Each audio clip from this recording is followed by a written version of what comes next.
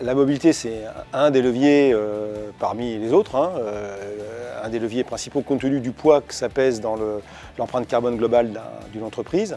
Et ça représente, en fonction des entreprises, c'est très variable forcément, entre quelques pourcents à la majorité des émissions suivant les secteurs d'activité. Alors heureusement, il y a des acteurs comme Betterway qui apportent des solutions novatrices, ludiques, attractives, qui donnent envie de changer d'habitude, parce que c'est ça le problème, et qui sont économiquement viables. Et ça montre bien qu'on peut faire du développement durable tout en ouvrant, sans ouvrir trop le cadet de chèques, c'est-à-dire il faut que ça reste accessible si on veut le démocratiser à grande échelle.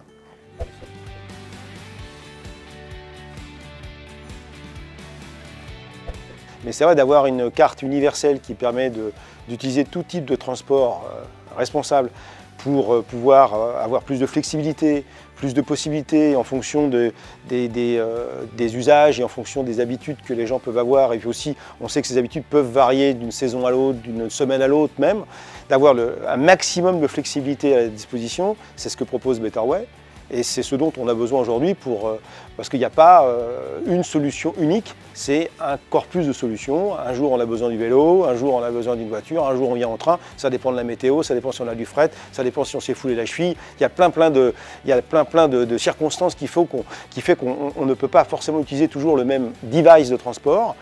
Et Betterway permet donc d'avoir cette flexibilité qui était attendue et qui n'existait pas avant. Donc vous avez trouvé un bon service en fait, qui permet d'associer à la fois la mobilité responsable et la flexibilité dont on a besoin.